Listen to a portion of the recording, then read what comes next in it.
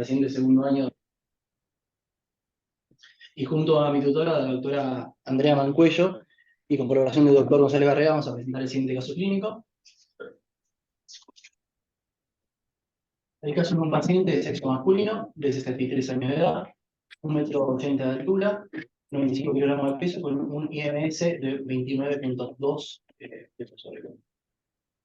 Bien, como factor de riesgo, el paciente refería a hipertensión arterial, refería a ser tabaquista severo, sedentario, sobrepeso, y como antecedentes cardiovasculares ya tenía diagnóstico en el año 2011 de una fibrilación auricular, para la cual se encontraba un tipo ovulado. Tenía en el año 2019 un ecocardiograma Doppler transtorácico, en cuyo informe ya se evidenciaba una hipertrofia septal leve, con hipertrofia concéntrica de todas las paredes del ventrículo izquierdo. Los diámetros del ventrículo izquierdo estaban conservados, con una función también conservada, una F de 59%. Tenía ya severa dilatación auricular de la aurícula izquierda, y tenía como positivo también un patrón transmitral de tipo restrictivo. A nivel de las válvulas, solo informaba que la clasificación de la válvula aórtica con leve aumento de los gradientes y de las velocidades. Bien, como otros antecedentes cardiovasculares, tuvo su primera internación por insuficiencia cardíaca en otro centro, para el cual el paciente posterior a esa internación no tuvo seguimiento de forma ambulatoria, ni tampoco contaba con el EPI15, por tanto tenemos limitada la información de esta internación. Posterior a eso, en el agosto del mismo año, del 2021, tiene una internación, acá en el Hospital Militar Central, por miocardiopatía dilatada, con fe moderada, de origen no isquémica necrótica, descompensada por una infección del porto urinario. De esta internación tenemos el ecocardiograma, paso a mostrar las imágenes. Del lado izquierdo tenemos un eje paraesternal largo, donde ya se evidencia el engrosamiento del septo interventricular, un leve aumento del diámetro del ventrículo izquierdo y también un aumento del diámetro de la pared posterior. La aurícula izquierda impresiona ya una dilatación severa. Del lado derecho tenemos la misma imagen con Doppler. En esta imagen tenemos una vista apical, 4 cámaras. Del lado izquierdo podemos ver los diámetros del ventrículo izquierdo aumentados, como ya te vi en la imagen previa, también engrosada la pared lateral y el septo interventricular, una dilatación y impresión severa de la aurícula izquierda. Y del lado derecho tenemos el Doppler sobre la válvula mitral, que se evidencia un reflujo a nivel de la válvula mitral del tipo central, con fenómeno de aliasing, subjetivo de una insuficiencia mitral severa. Acá una vista apical 2 cámaras, donde también se ve el engrosamiento tanto de las paredes del ventrículo izquierdo como de la aurícula izquierda, con el Doppler también sobre la válvula mitral, que confirma lo que veníamos viendo en las imágenes previas.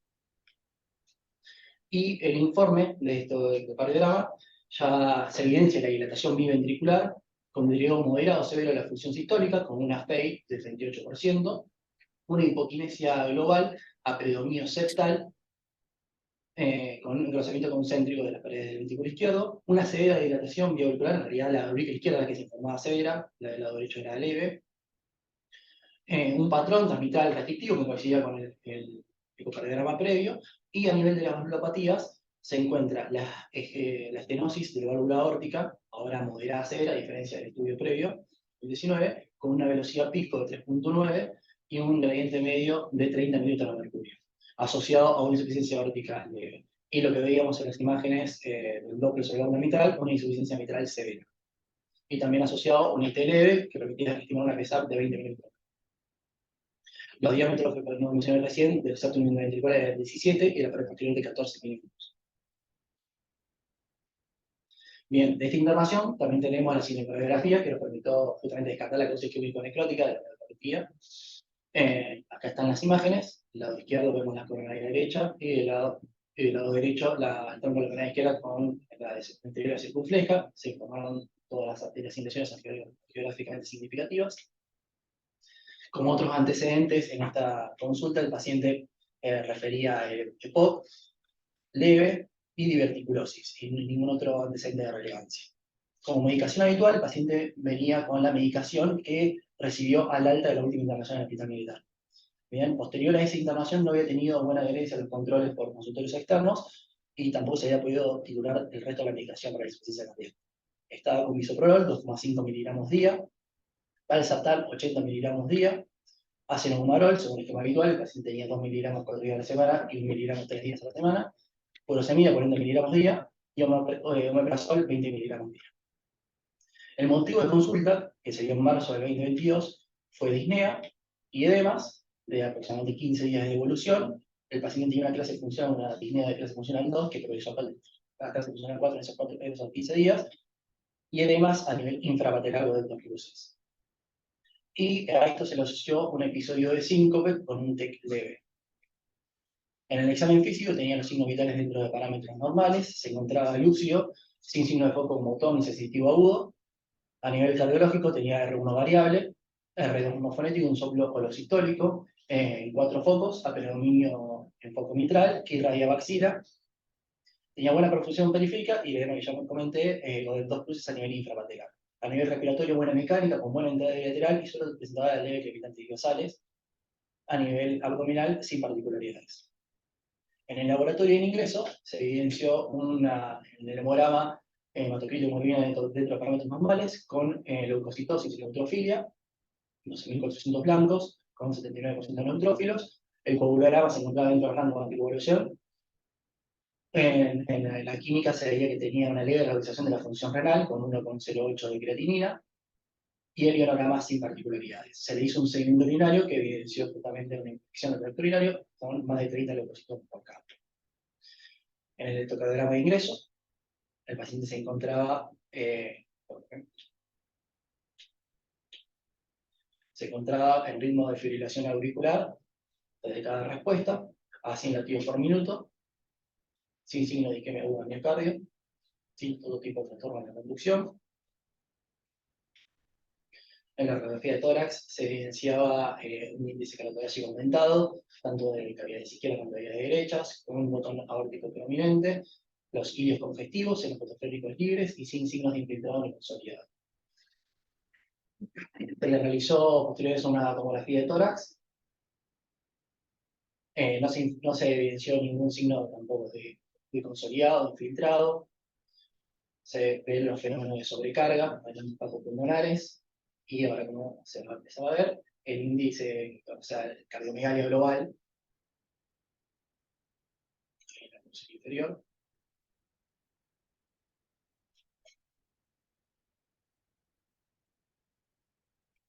Y justamente lo que informa esta tomografía es la cardiomegalia global, la aorta con aisladas calcificaciones murales, tenía estos fenómenos de enfisematosos a nivel apical, compatible con el antecedente de POC, los fenómenos de sobrecarga en los campos pulmonares y líquido libre perihepático y perivesículo.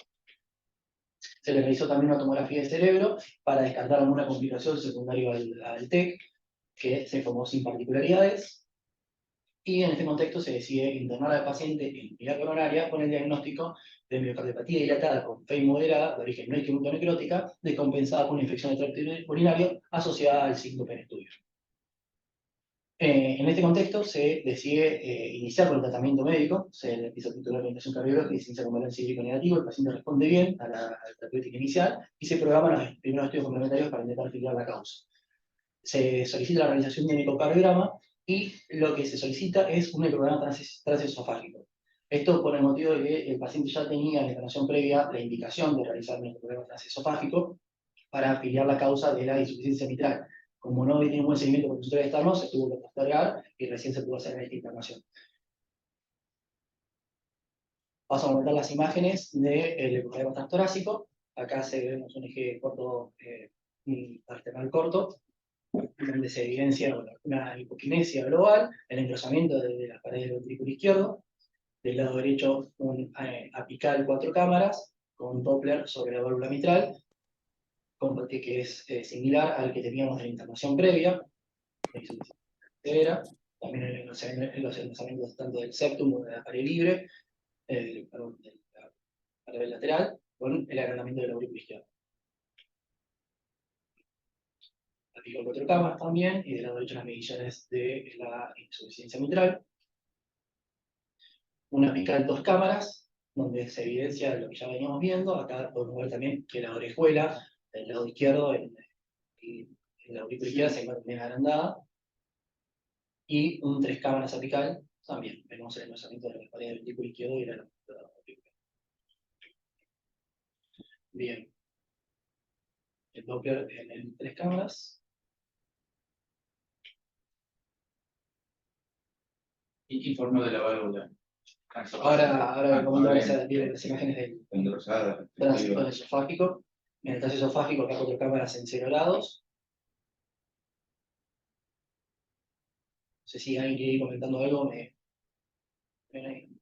se lo voy pasando y avanzo al informe.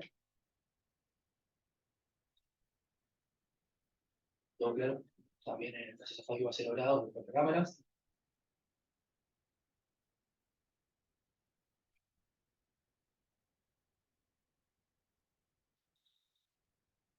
De salida. Esofágico a 70 grados.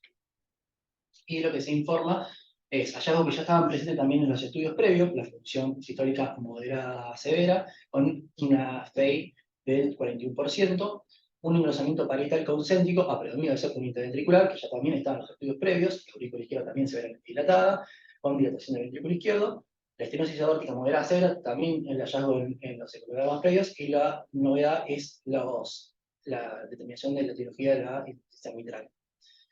Donde vemos que tenía un jet de rehabilitación central, compatible con la dilatación del anillo, y también asociado a una rotura de cuerda tendinosa de tercer orden en la valva anterior, con un ORE de 1,2 centímetros cuadrados.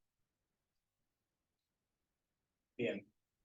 En este contexto, teniendo en cuenta que se trataba de un paciente que tenía una función moderada severa, con unos ventrículos dilatados, las aurículas severamente dilatadas, con engrosamiento de la pared del ventrículo izquierdo a predominio septal, ya se había descartado la causa químico-necrótica, se solicita una resonancia magnética para intentar filiar la posible causa y ver la afección a nivel del miocardio.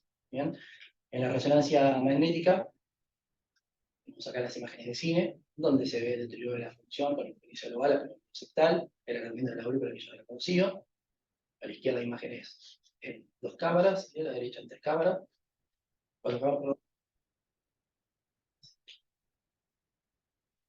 Y el informe, donde justamente se evidencia que se encontraba un ventrículo izquierdo severamente dilatado, con un diámetro de 76 milímetros, la hipertrofia concéntrica predominio septal, hipoquinesia global del ventrículo izquierdo, una FEI del 38%, la dilatación vía auricular, el ventrículo izquierdo también se encontraba con un deterioro de la función, y lo importante, se realizó T2 y T2 mapping, que descartó la presencia de edema, y el T1 mapping, que informó la presencia de fibrados o infiltrados que podría corresponder a proteínas.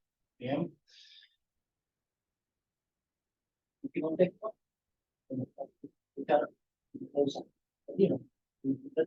lo que se agrega al que hemos analizado es la realización de un replay. Acá se encuentra el mapeo. Seba, perdona, se escucha mal. Bueno, ahora más fuerte. Bueno, veo para y las imágenes del ojo de buey, donde vemos el porcentaje de formación de la fibra miocárdica en los distintos segmentos del ventrículo izquierdo, y se puede ver que tenía un patrón bastante característico, donde tenía conservada la motilidad de los segmentos apicales y comprometida la motilidad de los segmentos basales, sobre todo a predominio anteroseptal, donde se ve que tiene un porcentaje de formación de -3. Bien, el strain global dio -13,4%. En este contexto, el paciente se encontraba ya con una acentuada mejoría clínica, había respondido bien al tratamiento médico, al balance hídrico negativo y a la titulación de medicación cardiológica, y ya se tenía la sospecha de una miocardopatía infiltrativa, tanto por la resonancia magnética como por el ecocardiograma con strain. El problema era que el paciente, esto no justificaba prolongar la internación del paciente, así que se le decide dar el alta con la medicación, pero con la sospecha de esta miocardopatía infiltrativa, en principal lugar la amiloidosis. ¿Bien? Esta titulación de medicación con la que se fue al alta fue acetaminofén, según el esquema habitual, valsartán 80 miligramos día, espironolactona 25 miligramos día y bisoprolol 2,5 miligramos cada 12 horas. Lo que quedaba pendiente al momento del alta en el paciente era justamente realizar un buen seguimiento por consultorio externo que no se venía realizando luego de las internaciones previas para seguir titulando la medicación para la insuficiencia cardíaca y confirmar la sospecha diagnóstica con los estudios complementarios dirigidos para él.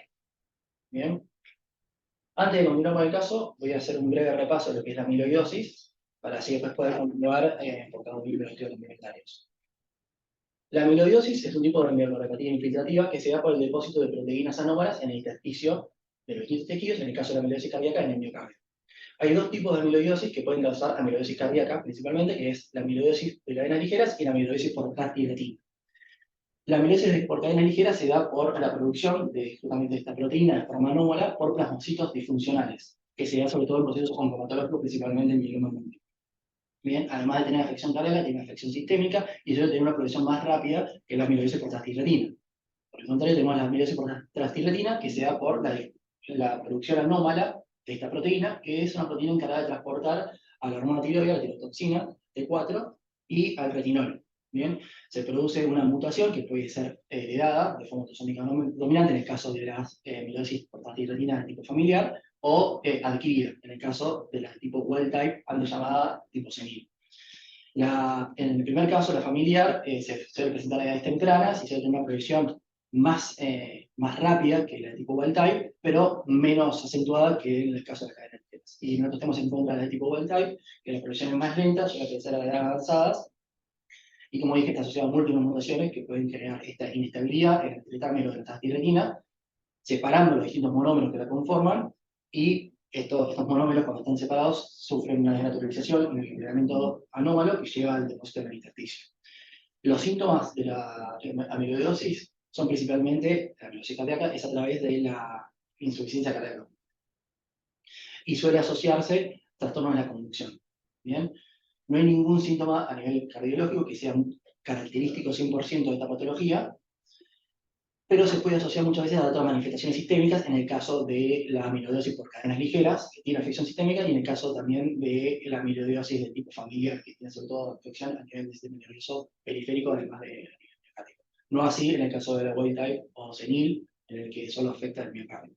Bien, como las manifestaciones son muy variadas, en la guía de la Unión Europea de Cardiología, de la Sociedad Europea de Cardiología, de la amiloidosis, establece ciertos criterios para empezar a sospechar de esta patología. En primer lugar, se tiene que tener un ecocardiograma sugestivo. Dentro del esto lo más importante es el engrosamiento de la pared del ventrículo izquierdo, sobre todo del septum, y toma como punto de corte 12 milímetros. A partir de ahí hay que tener ya, empezar a sospechar y buscar lo que son las banderas rojas que se encuentran del lado derecho.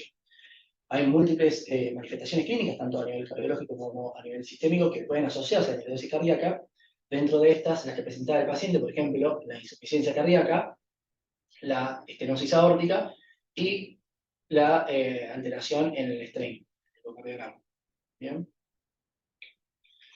Una vez que se tiene esta sospecha, hay que avanzar sobre los estudios complementarios para confirmar el diagnóstico. Hay métodos no invasivos que solo permiten establecer el diagnóstico en el caso de la amiloidosis por transtiratina, y métodos invasivos que sirven para cuando la amiloidosis por transtiratina se puede confirmar por métodos no invasivos y para las amiloidosis de cadenas ligeras. En el caso de los métodos no invasivos, como dije, para la forma de transtiratina, lo que se tiene que tener en primer lugar es un ecocardiograma sugestivo, en segundo lugar, la negativa de las cadenas ligeras en suero de orina por identificación, y en tercer lugar, una gammagrafía en grado 2 o grado 3 en la clasificación de Perugini, que es altamente sugestivo de amiloidosis. Con estos tres no hace falta hacer una biopsia para confirmar el diagnóstico, se lo confirma de forma no invasiva. Por el contrario, si es de grado 1 o de grado 0, siempre es importante corroborar el diagnóstico con una biopsia neurocárdica, y en el caso de las amiloidosis por cadenas ligeras, es necesario siempre hacer la biopsia además de la determinación de la cirugía.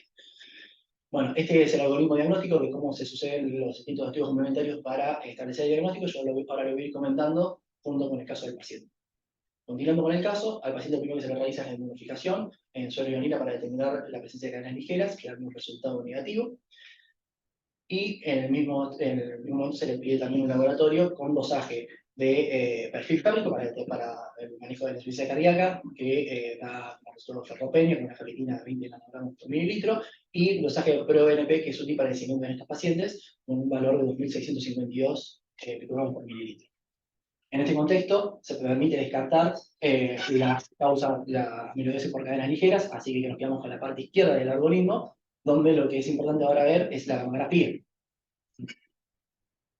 En la gamografía, el resultado que dio fue una captación de grado 3, altamente sugestiva de amiloidosis. En este contexto descartamos los resultados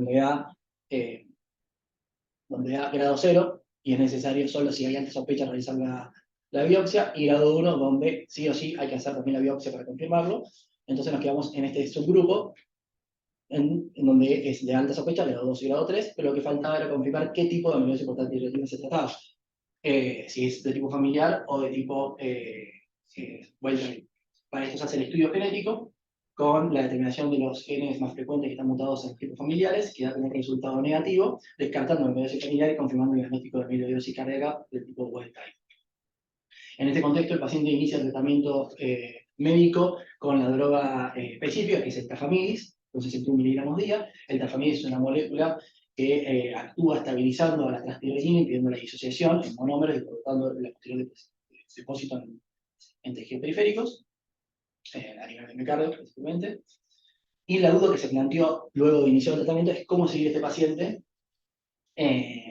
con qué estudios complementarios y cómo ver si estaba evolucionando bien o mal al tratamiento instaurado, y también si era necesario realizarle un futuro trasplante cardíaco. ¿Por qué? Porque el paciente ya se encontraba en un estadio bastante avanzado, con una función deteriorada de la función ventricular y con intervenciones frecuentes. Había tenido 3 intervenciones en el último año. Antes de continuar, hago un breve repaso sobre los conceptos que hay actualmente para el seguimiento de la amiloidosis.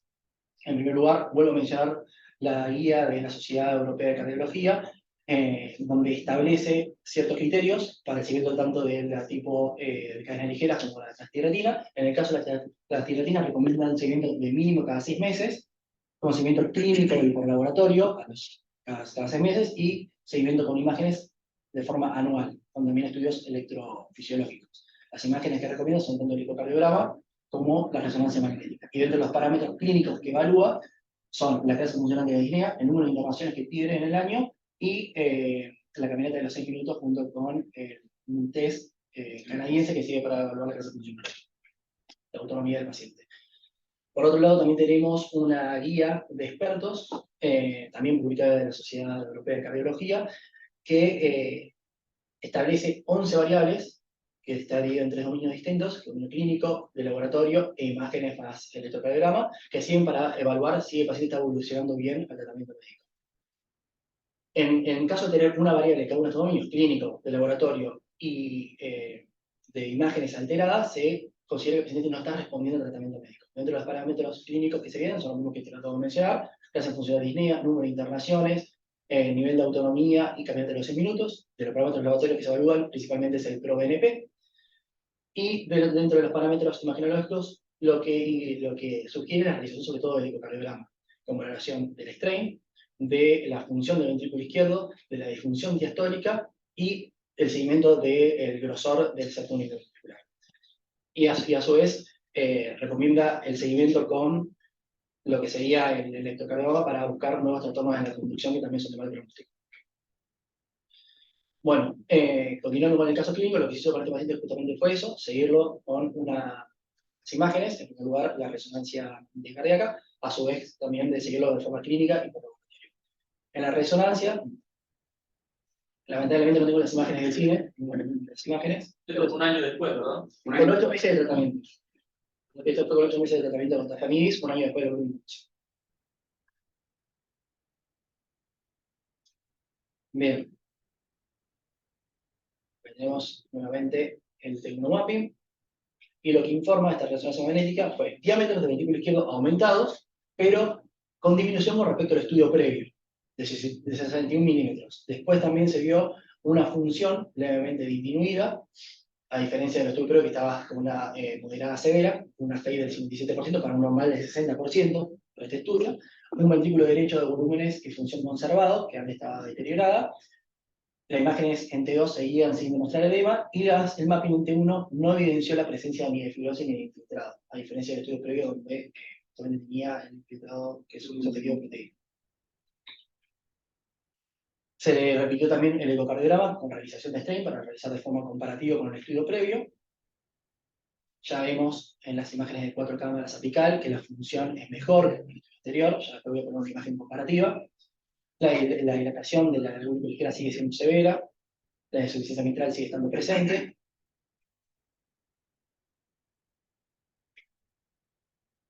Acá el strain longitudinal global, el más en la parte de arriba, el ojo ve en la parte de abajo, pero lo voy a ampliar. Se puede ver que si bien sigue comprometido los segmentos basales con respecto a los segmentos apicales, el grado de la pérdida de deformación longitudinal, el porcentaje de deformación longitudinal es menor. Y solo afecta en mayor medida, sigue afectando la porción septal, interoseptal. Bien.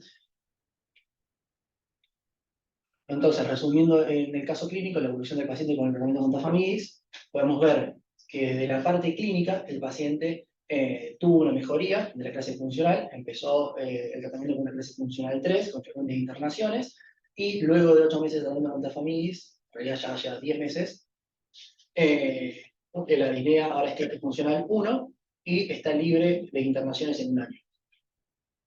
Con respecto a los parámetros de laboratorio, se realizó un nuevo dosaje de ProBNP que arrojó un resultado de 359 para un previo de 2622, como había mencionado previamente. Con respecto a los parámetros de imágenes, tenemos el strain longitudinal global previo al tratamiento con tafamidis y posterior, vemos lo que acabo de comentar. Si bien el compromiso en los segmentos basales sigue estando, antes era mucho más acentuado, inclusive comprendiendo las porciones inferiores, donde teníamos menos 8 de porcentaje de deformación, ahora desde la parte inferior tenemos menos 17,3. A nivel anterior, anteroseptal, sigue habiendo un compromiso importante, pero en los segmentos basales globales ahora mejor. Los niveles apicales siguen estando conservados. Bien, acá las imágenes de 4 cámaras. Se ve la mejoría en la función, menor nivel de hipoquinesia, la dilatación sigue estando presentes, igual que la insuficiencia mitral. Y en la resonancia magnética, lo que ya comentamos también. En la resonancia previa teníamos el T2 sin edema, que se mantiene también en la última resonancia con tratamiento con tafamidis, el T1 mapping con fibrosis e infiltrado, infiltrado en realidad en previo al tratamiento y sin infiltrado posterior al tratamiento, y los diámetros en mejoría, pero persistiendo la dilatación ventricular y auricular. Como conclusiones del caso, el paciente, luego de 8 meses de tratamiento con tafamidis, pudo mejorar la clase funcional de la clínica, mejorar los parámetros laboratorios y mejorar los parámetros imagenológicos, lo que coincide también con lo que se evidenció con los estudios que compararon el tafamidis con placebo, en el estudio TRACK, sobre todo en los pacientes con clases funcionales bajas, a diferencia de este paciente que ya ingresó al estudio con una clase funcional 3. Y dado la buena mejoría que tuvo el paciente, con recuperación prácticamente de la función sistólica, se retiró de la lista de trasplante que estaba en seguimiento de los especializados.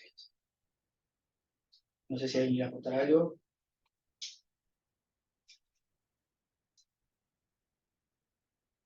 Fue muy interesante, ¿eh? Buena presentación, excelente. La relación muy completa.